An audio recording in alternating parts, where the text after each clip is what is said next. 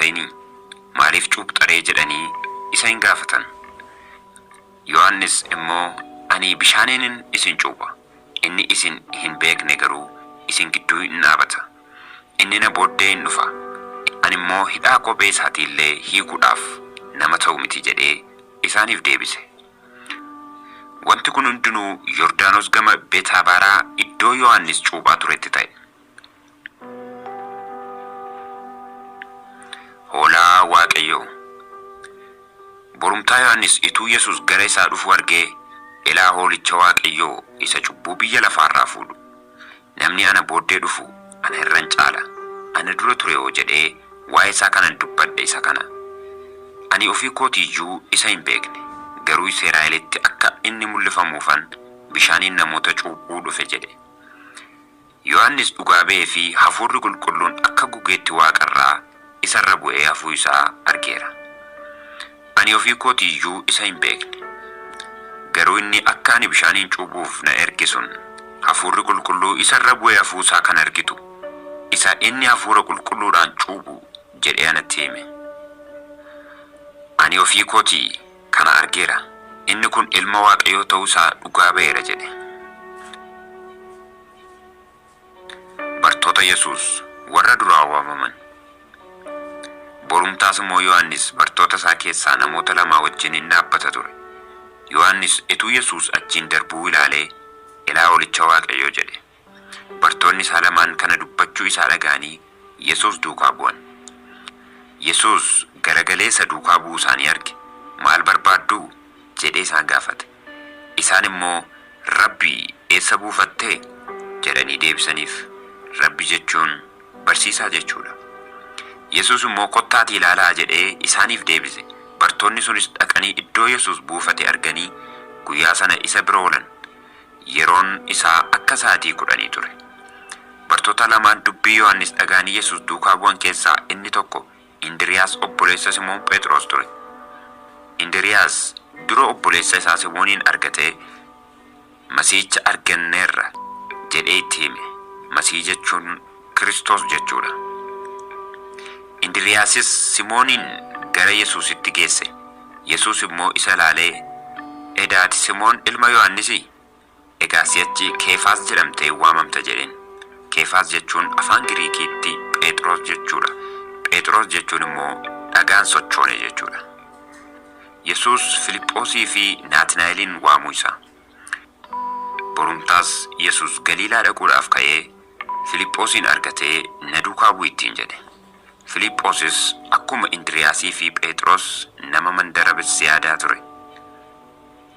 Filiphoos kun Naatnaa'eliin argatee isa Museen macaafa seeraa keessatti, raajonnis immoo macaafa isaanii keessatti waa'ee isaa caafan arganneerra, inni namicha Naazreet Yesuus ilma Yoosef jedheen. Naatnaa'el yommus Naazreet keessaa wanti gaariin ba'uu danda'a jedhee Filiphoosiin gaafate. Filiphoos immoo kottuutii ilaali jedhee deebiseef.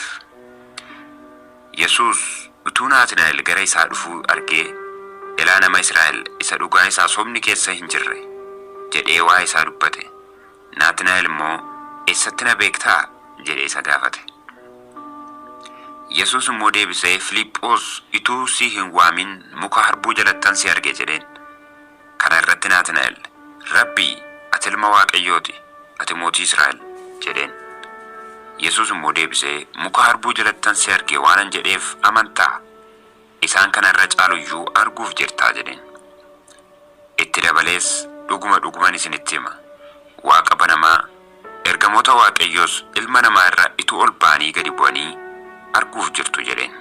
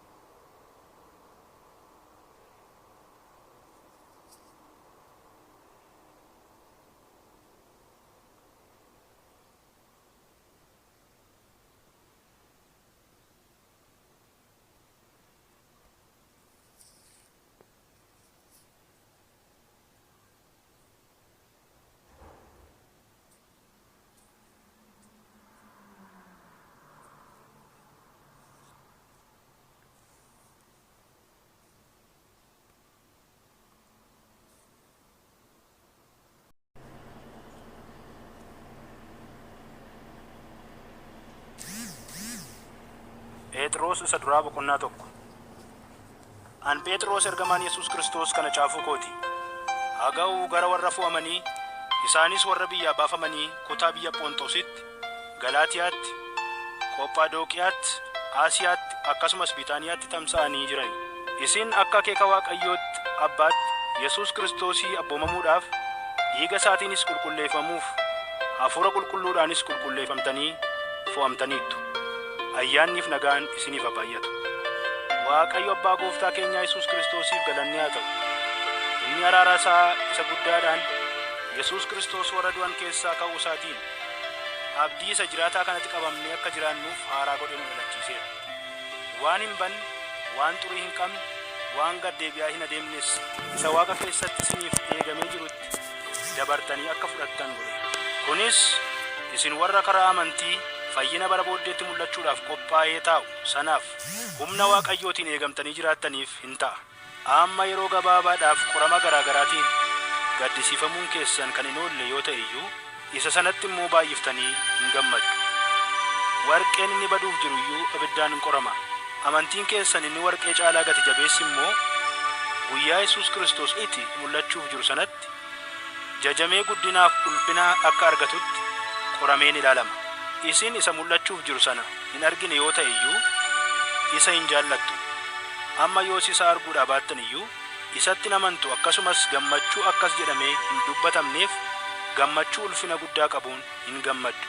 Fayyinni lubbuu keessanii isa amantii keessan bira ga'uudhaaf akeekkachaa jiru argachuutis hin gammaddu. Raajonni warri waa'ee ayyaana isiniif kennamuuf ture sana raajii dubbatan fayyina kana barbaadanii waa'ee isaa qoratan. Isaan waa'ee dhiphina Kiristoos argatu, waa'ee ulfina booddeedhaan isaaf dhufuuf jiru duraan dursanii yeroo dubbatan hafuurri Kiristoos inni isaan keessa ture gara nama attamii yookiis yeroo attamii akka inni argisiisaa ture hin qoratan. Wanti isaan hojjechaa turanis mataa isaaniif utuu hin ta'in isiniif akka ture mul'ifameera. Kunis hafuura qulqulluu isa Waaqarraa ergameen amma karaa warra wangeela lallabanii isinitti himame. Kana immoo ergamoonni Waaqayyoo iyyuu keessa lixanii ilaaluu hin hawwu turan. Kanaaf mudhii yaada keessanii jabeeffadhaa. Warra of qaban ta'a. Abdii keessan guutummaatti ayyaana isa yeroo Yesuus Kiristoos mul'atuutti isiniif dhufu irra kaa'adhaa. Akka ijoollee abboomanii ta'a malee kajeellaa foonii isa bara gowwummaa keessanii duukaa hin luucca'inaa. Inni isin waame qulqulluu akkuma ta'e isinis adeemsa keessan hundumaan qulqulloota ta'a. Inni caaffata qulqullaa'aa keessatti ani qulqulluu waanan ta'eef isinis qulqulloota ta'a jedheera. Isa namatu wali hin caalchisin adduma addaan akka hojii isaatti faradu sana abbaa jettanii hin waamtu yoo taatan bara itti akka ormaatti jiraattan hundumaatti isa safeeffachuutti jiraadhaa. Akka jireenya keessanii isa abboota keessan irraa isinitti darbe isa waa'ee hin baafne sana jalaa wanta badu waan akka meetii yookiis warqeetiin akka hin furamin isin iyyuu hin beektu. Garuu Kiristoos dhiiga isaa isa gati jabeessaan isin fureera. Inni akka hoolaa mudaa yookiis xurii hin qabneeti. Inni uumamuu biyya lafaa dura yaadaan qabame. Gara dhuma baraattis immoo gara dhuma barichaatti immoo isiniif jedhee mul'ifame. Karaa isaa isin immoo Waaqayyo isa du'aa isa kaasetti ulfinas kenneefitti warra amanan taataniittu. Akkasumas amantiin keessaniif abdiin keessan Waaqayyotti jabaachuu isaati. Isin dhugaadhaaf abboomamuu keessaniin jireenya keessan qulleeffattanii obboloota garaa qulqulluudhaan jaallachuu bira geessaniittu. Ammas jaalala ho'aa isa garaa keessaa dhufuun wal jaalladhaa. Isin sanyii baduutii utuu hin ta'in sanyii hin bannetti sagalee Waaqayyoo isa jiraataaf isa akka jirutti hafu haaraa taatanii dhalattaniittu. Kanaaf caaffanni qulqullaa'aan namni foon uffate hundinuu akka margaati, ulfinni isaa hundinuus akka daraaraa margaati. Margichi ni coollaga, daraaraan isaas in harca'a. Dubbiin gooftichaa garuu hafee bara baraan jiraata in jedha. Dubbiin kun immoo isa misraachoo isinitti himameedha. Gaa Phexros isa duraa boqonnaa 2. Ammas hammina hundumaa, haxxummaa hundumaa, of arguu dhabuu, weennoo, maqaa namaa balleessu hundumaas ofirraa fageessaa. Akka mucooliin reefuu dhalatan aannan barbaadanitti isinis fayyinaaf ittiin guddachuudhaaf yeroo hundumaa dubbii hafuuraa sahaxxummaan keessa hin jirre akka aannanii sanaa dharraa. Isin gaarummaa Gooftaa mi'eeffattanitti yoo ta'e kana hin gootu. Gooftichi inni isin gara isaa dhuftan kun akka dhagaa jiraataati. Namoonni dhagaa sana hin tuffatan. Inni garuu Waaqayyo biratti fo'amaadha, gati jabeessas. Isinis luboota qulqullummaa ta'uudhaaf aarsaa hafuuraa isa karaa Yesuus Kiristoos Waaqayyo duratti fudhatamu dhi'eessuudhaaf akka dhagaa'ota jiraatootti ijaarsa mana isaa hafuuraa sanaaf ta'a. Caaffata qulqullaa'aa keessa kunoo dhagaa mataa golee qajeelchu isa fo'amaa isa gati qabeessas Xiyoon keessa nan kaa'a. Inni isatti amanatu immoo hin yeella'u kan jedhu jira. Isin warra itti amantaniif dhagaan kun gatii guddaa qaba. Warra itti hin amanneef garuu caaffanni qulqullaa'aan akkuma jedhutti dhagichi mana jaartuun tuffatan inni dhagaa mataa golee qajeelchu ta'e. Akkasuma immoo inni dhagaa nama gufachiisu kattaa nama kuffisus ta'e hin jedha. Isaan sababii dubbichaaf abboomamuu didaniif hin gufatu. Kunis isaan irratti yaadamee ture. Isin garuu qomoo fo'amaadha, luboota mana qulqullummaati, saba qulqullaadha, warra dhuunfaa Waaqayyoo ta'anidha. Waaqayyo hojii isaa isa jajamaa akka labsitaniif dukkana keessaa gara isa ifa dinqisiisaatti isin waame. Isin takka saba Waaqayyoo hin turre, amma garuu saba isaa taataniittu. Isin araara Waaqayyoo hin argatin turtan, amma garuu araara isaa argattaniittu. Michoota koo, isin warra ormummaatti jiraattan, warra biyyaa baafamtanis nan gorsa. Fedha foonii isa lubbuu keessan lolu irraa fagaadhaa. Akka isin warra saba Waaqayyoo hin ta'in keessa itti jiraattan gaarii haa ta'u. Akka waan isin hamaa hojjettaniitti warri maqaa keessan balleessan kun hojii keessan isa gaarii arganii guyyaa itti Waaqayyo namoota isaa ilaaluu dhufutti isaaf ulfina haa kennan. Gooftaadhaaf jettanii harka warra aboon kennameefii jala of galchaa. Mootii isa hundumaa irratti aboo qabuuf abboomamaa. Warra abboota biyyaa ta'anii namoota waan jal'aa hojjetan adabuuf, namoota waan qajeelaa hojjetan immoo galateeffachuuf isa biraa ergamaniifis abboomamaa. Waaqayyo waan qajeelaa hojjechuu keessaniin namoota warra qalbii malee waldhaalummaadhaan dubbatan akka isin afaan qabachiiftan hin barbaada. Akka warra birmaduu Waaqayyoof garboota ta'aniitti jiraadhaa. Garuu birmadummaan keessan kan ittiin hamaa hojjettanii dhoksitan hin ta'in. Namoota hundumaaf ulfina kennaa. Obbolummaa amantootaa jaalladhaa.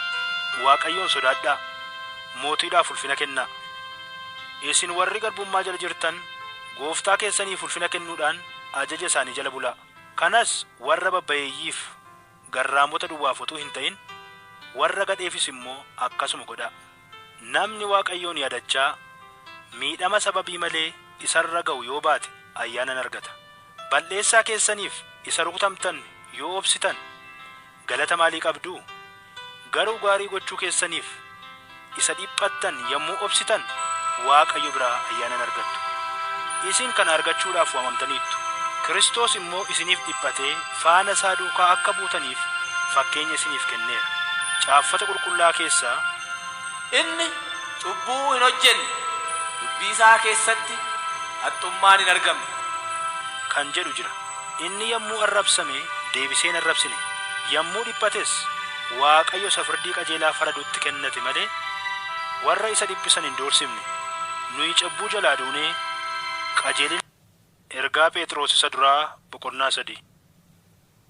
Akkasumas isin dubartoota nana warra dhiiraa keessaa kaan dubbii Waaqayyoo hin amanne yoo ta'an iyyuu isin waan tokko utuu hin dubbatin amala isin warri haadhota manaa isaanii taatan argisiiftaniin akka mo'amanitti abboota manaa keessaniif abboomamaa.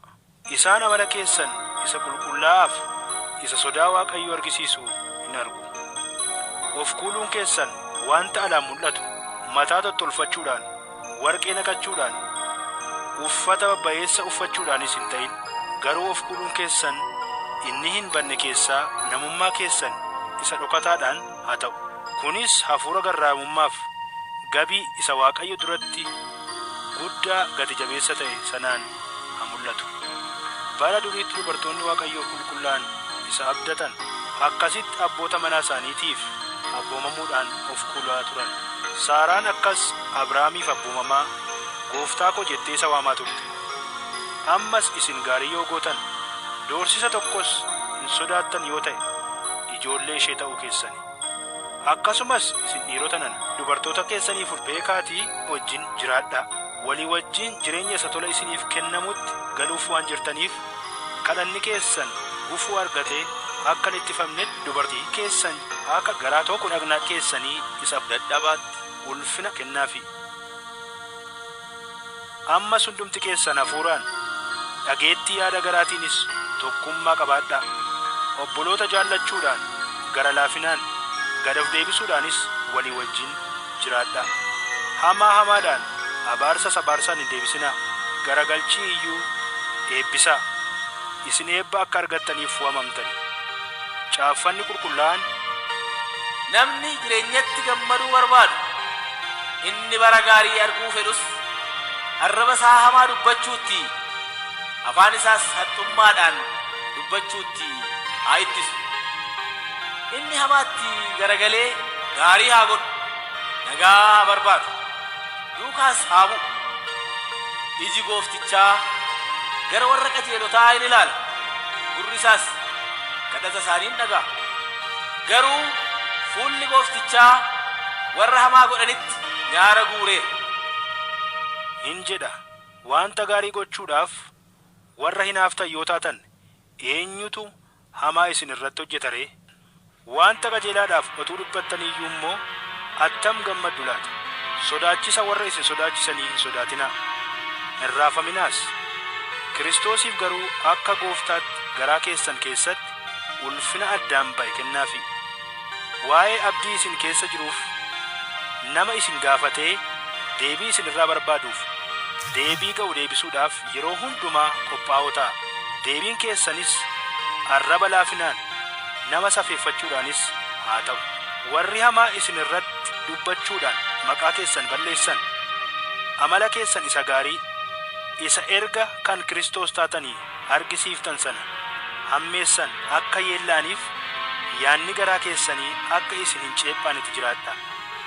Isa hamaa godhaniif dhiphachuu mannaa jaalala Waaqayyoo taanaan sababii wanta gaarii godhaniif dhiphachuu wayya.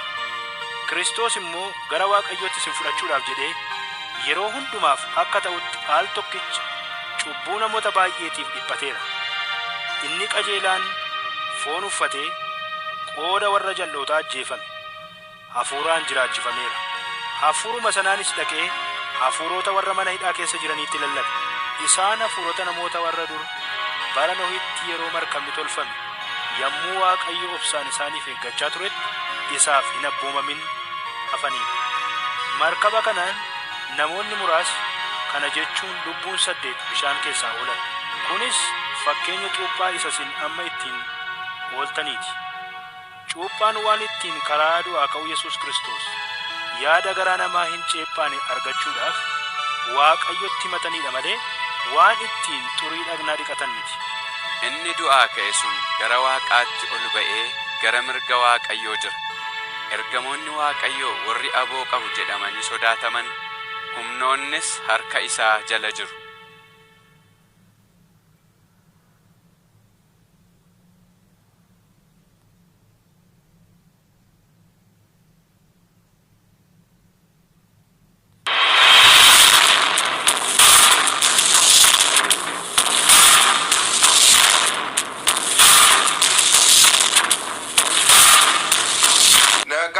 Keenya Yesuus Kiristoos biyya keessaa biyya alaa warri dhaabbattanii dhaggeeffattan hundumaaf isiniif haa ta'u jechaa har'aa sagalee Waaqayyoodhaa akka walii wajjin ilaallu. Qorontos duraa boqonnaa 12 lakkoofsa 1 kaanee maqaa Gooftaa isin nan dubbisa. Yaa obboloota koo waa'ee kennaa garagaraa Hafuurri Qulqulluun kennu akka hubattan nan barbaada. Isin ammallee saba Waaqayyoo utuu hin ta'in duraa karaa irraa kaachifamtanii gara waaqolii tolfamaa warra duddaatti akka ofumaan turtan hin beektu. Akkasumas namni hafuuraa Waaqayyoon geggeeffamu Yesuus abaaramaadha jechuu namni tokkollee hafuura qulqulluudhaan yoo ta'e malee Yesuus gooftaadha jechuu akka hin dandeenye cimsee isinitti beeksiseera. Kennaan hafuuraa gosa garagaraatu jira. Hafuurri garuu tokkichuma. Ergaa garagaraatu jira. Gooftaan ergamanii fi garuu tokkichuma. Hojii garagaraatu jira.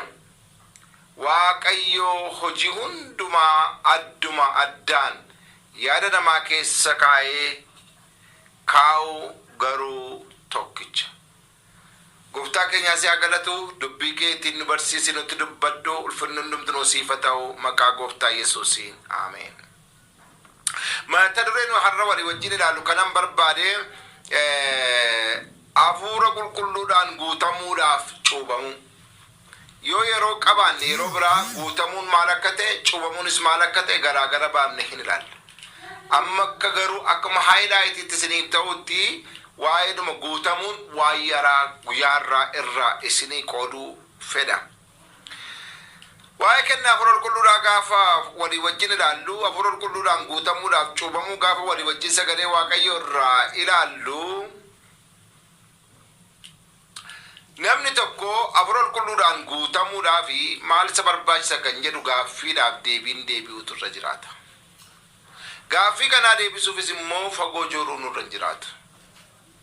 Sagalee Waaqayyoo irraa hojii ergamootaa boqonnaa 2 lakkoofsa 9 gaafa dubbifattanii warri Kiristoositti amanan mana tokko keessatti isaan guyyaa 50ffaa gooftaa eegaa jiranii hafuurri qulqulluun dhufee isaan guutee jedha. Isaan irratti bu'ee jedha. Akka bifa biddaatiin isaan irratti mul'atee jedha. Yeruma sana afaan haaraadhaan haasa'anii jedha. Afaan haaraadhaan haasa'uun dura garuu hin guutamanii kan jedhu agarra.